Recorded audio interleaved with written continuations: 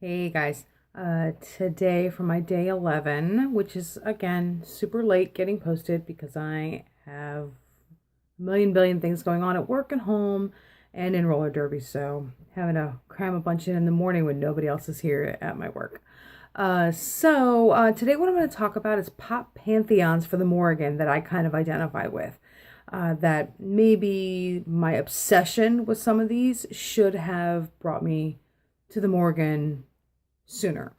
So there's three main types of characters or archetypes that I want to talk about. The witch or the sorceress, the seer, that kind of person, the shapeshifters, and then of course the warrior women. So I'm going to go with the shapeshifters first because there's only a few of them that I can really think of in my mind that I would kind of identify with the same kind of shape-shifting energy that the Morrigan puts forth for me in the stories and the mythology and through meditation and all this stuff. So most of these change faces from person to person, not necessarily into animal form, like the ones like some of the stories of the Morrigan changing into a crow or a wolf or a red heifer or an eel or whatever, however the story goes. So the first one would be from X-Men, the comics and the movies, of course, and the TV show that was on in the 90s when I was a kid, would be Mystique. She's the blue-faced, red-haired changeling, shapeshifter who can basically change her face into look like anybody else. And I don't recall her ever changing into any kind of animal or anything like that. I think she just changes face from person to person. But the original Mystique that I remember the most from the cartoon, like I said, that was on when I was in the 90s, and then the subsequent action figures and things that were surrounding that, was the long white sleeveless gown with the skull belt. And her eyes were yellow and her face was blue and her hair was red. And I just thought she was the coolest. She was a bad girl. She fought for, the Magneto, the bad guy side of things. In the movies, they've skewed it a little bit. The most recent couple of movies, they've skewed it a little bit that she was original, skewed that vision. I know in the comics, there's different variations of how she was presented anyway. But that one from that show is the one that I remember the most and thinking, wow, that's awesome. She can literally use her power to be anyone that she wants to be, do anything that she wants to do. And I associate that greatly with the Morrigan. She used her shape-shifting to appear as an old woman or to appear as a beautiful maiden, to appear as herself or a bird or, like I said, any of the other animals from the mythology. And to her own end, which usually was the sovereignty of the land that she protected or some other kind of mythological Irish culture-based thing, owning cattle, owning land, whatever. So that's kind of the strongest one that I have. And something that's kind of recent would be the Arya Stark character on Game of Thrones. In spoiler alert, she's in the place where she's learning to, I cannot remember the name of it off the top of my head right now, but she's in the place where she's learning to change her face. The many-faced god, the house of the many-faced god or something like that. And she's learning to change her face, to carry out missions, to carry out her destiny or whatever destiny that has been put forth for her. Another one from... Oh no, there's two from Game of Thrones and another category. Okay, so, and then this is something that goes way back to childhood for me, and because it's come from a movie that was out when my mom was a kid. The original Snow White, with the evil queen being able to change into the old lady in the woods that gives Snow White the big, beautiful, juicy apple when she's so hungry from running away from the palace. And that one, I remember very vividly thinking, that is cool. That is cool. It's probably no surprise that a daughter of the Morrigan has identified with the villains in many stories, including even the more vile of the Grimm's fairy tales. My mom used to be like, that is not okay. You cannot like that. And I'm like, I do. Sorry. Anyway, so the next one would be any of the characters from the Harry Potter series that used Polyjuice Potion. Hermione turned herself into a freaking cat, and then Harry and Ron turned themselves into the Malfoy thugs to try to get information, to try to feed information, and that's shape-shifting in my opinion, even if it only lasts for a certain amount of time. So then the final one is also a pretty recent one. I love the show that's on NBC here in America. I don't know what it's on the rest of the world. Grimm. And there are 3 characters that stand out to me. And it's based on Grimm's fairy tales. And it's pretty cool. I like it. There's a lot of monsters in it. A lot of mythology from all around the world. They touch on a lot of it. They skew a lot of it also. But they also, they're bringing it forward. Which to me is cool because every other cop show is so based in reality that sometimes I can't get into it because, as you probably know, I'm married to a cop. It's just kind of like, oh, come on. But this one is based in like paranormal, the fairy tale world, so I'm all in. There are 3 characters. There's Adeline, who is what is a hexen beast, basically the ugly witch that looks like a skeleton. And then Eve, who is also a hexen beast. And then Rosalie, which I can't remember what the name of her character is, but she turns into this little mousy thing, which is cool. And she is like an herbalist. She makes all these herbal medicines and potions. So she's as much a witch as either of the other 2 who just basically have the power to like use their, hands to stop you in your tracks or choke you from miles away or whatever. So those 3 characters would round out the shapeshifters for me. Now I'm going to head on over to the witches, which I thought I would have more of these, but there are some that I left off, not intentionally necessarily, but just because I wasn't as into the show or movie as some of the other ones. I may throw them in if I remember at the end. So first is another from Harry Potter, would be Hermione Granger, and Bellatrix Lestrange is another one because you got to have a bad girl in there if you're going to talk about the Morrigan. Hermione, to me, is very into her own sovereignty. Yeah, she's Muggle-born. Guess what? She does not give a big goddamn about it because she's going to be as powerful a witch or a wizard as anybody else in that school at that time.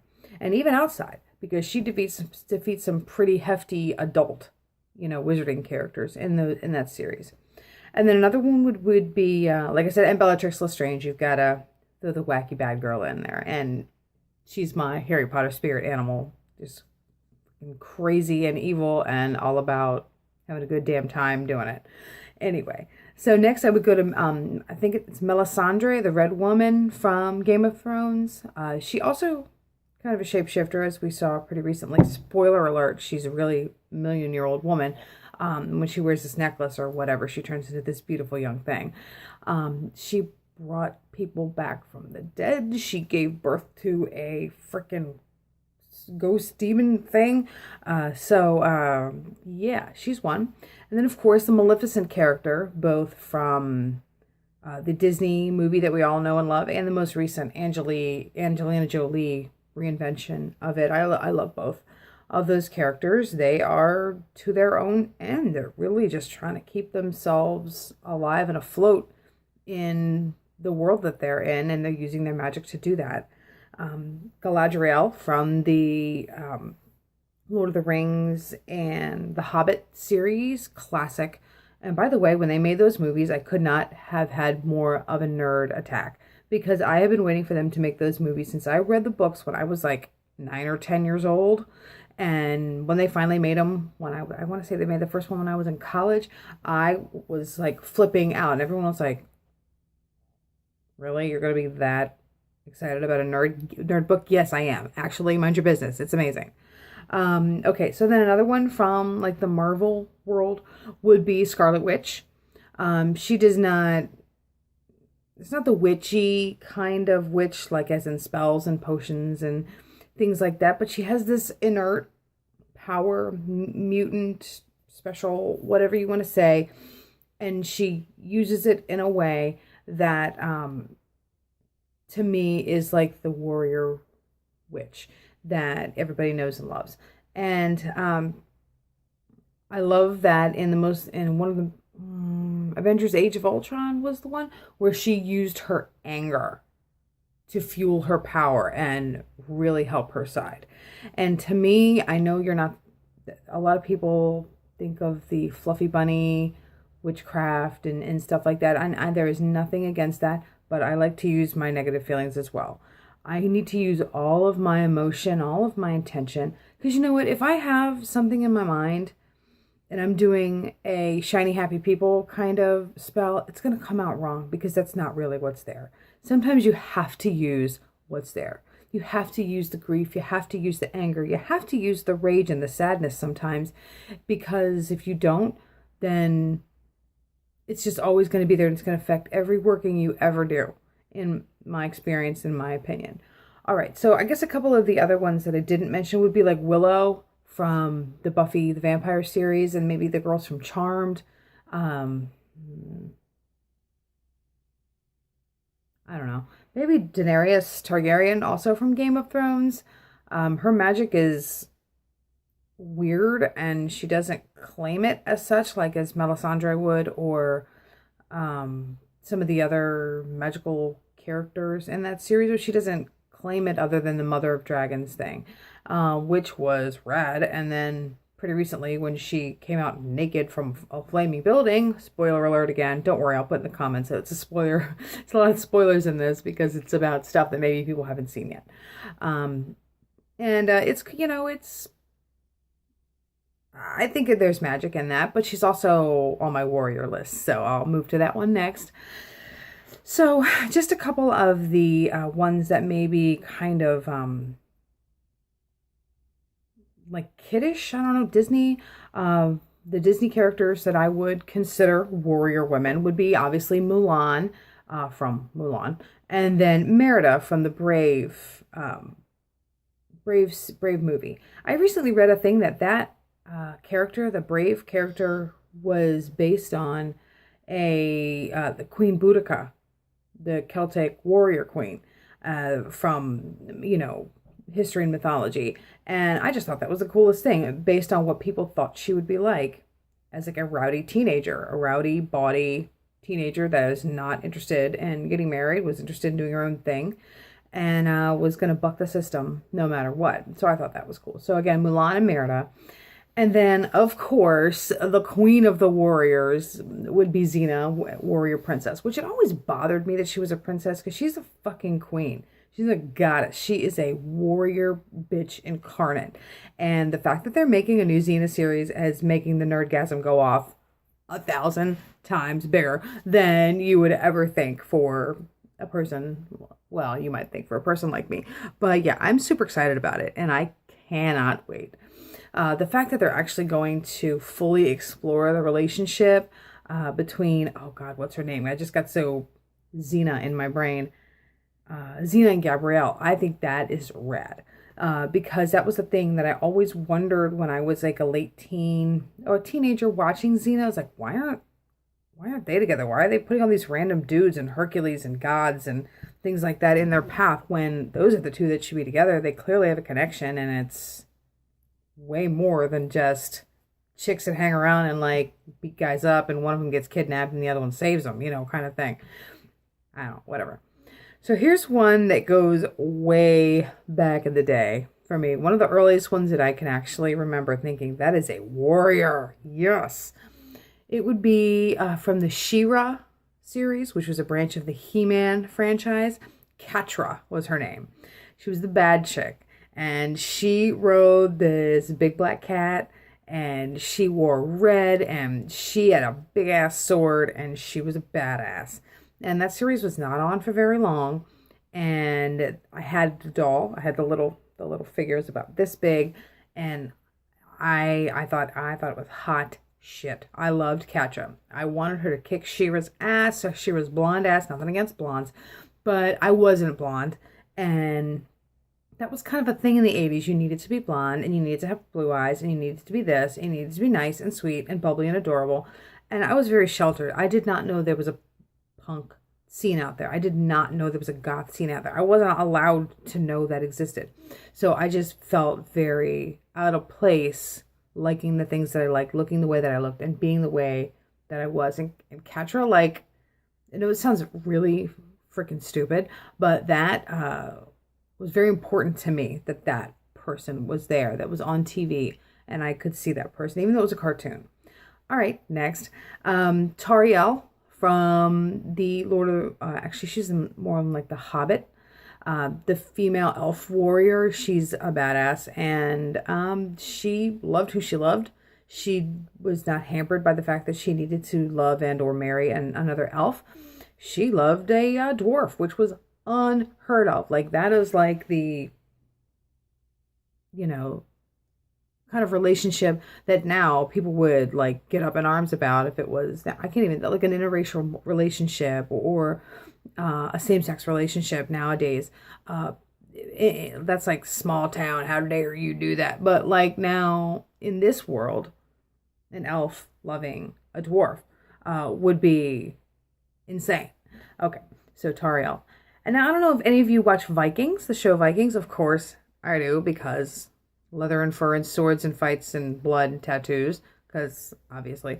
Largatha. This is the main character's ex-wife, the mother of one of the other main warrior characters, and she is a motherfucker. She is a badass. She's lost children. Not only that, she was fighting a battle while pregnant. Again, spoiler alert, fighting a battle while pregnant, lost the child, had a miscarriage, and continued the battle once that stopped being like an issue downstairs. Once she stopped bleeding, she got back up and continued to fight.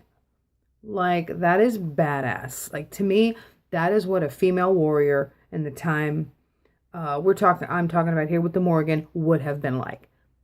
Crazy, amazing, fierce, but also she's her own earl. She's her own sovereign leader of her own tribe once she got divorced from, whatever his name is, Baldy. Let's call him Baldy. I can't remember his name right now because I didn't write it down, so I should have.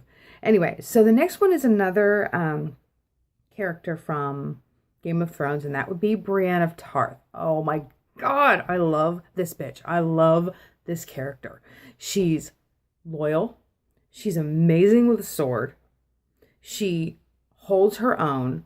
And spoiler alert, if she gets together with the wildling dude, Tormund, they are going to be a force to be reckoned with. But she's already a force, and he's already a force. And that's why I think that that's cool. I don't mind shipping them. I've seen a lot of articles lately about why we should stop shipping that couple. But you know what?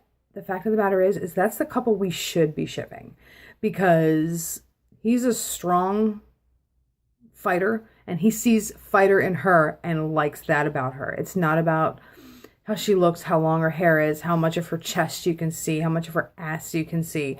You know what? To me, just the way he looks at her is like, yeah, that is a warrior. That is a woman, and I'm about that. To me, she still seems on the fence about it. I hope we see more of it in the next couple of episodes, the most recent ones that will be coming out in the next couple weeks. I hope we see more. I really, yes, fingers crossed that we see the Tarth Bane thing happen. But anyway, so she's a badass and she wields a sword like nobody's business. Jaime Lannister, the Kingslayer, is somewhat afraid of her, in my opinion. And I think that's something because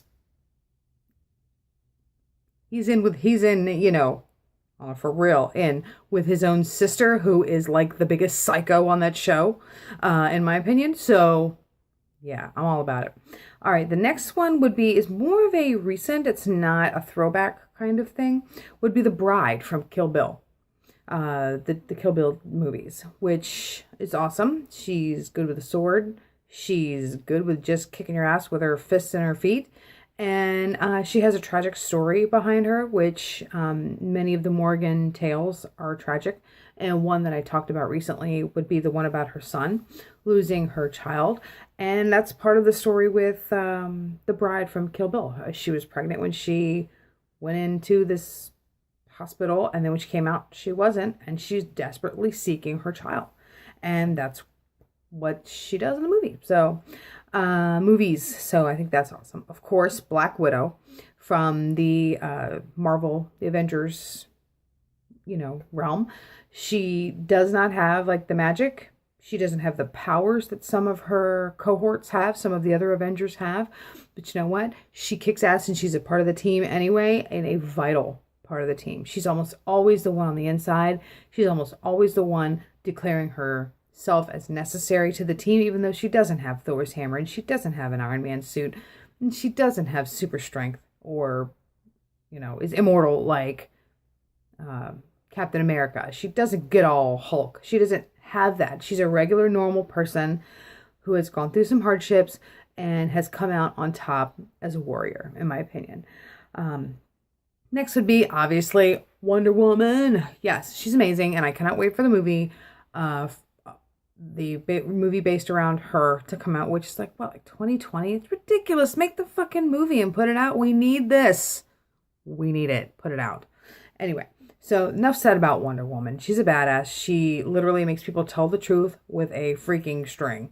So let's do that. Let's get this done. Next would be my obsessions with Star Wars, Princess Leia, and then Rey, and to a lesser extent, Padme Amidala.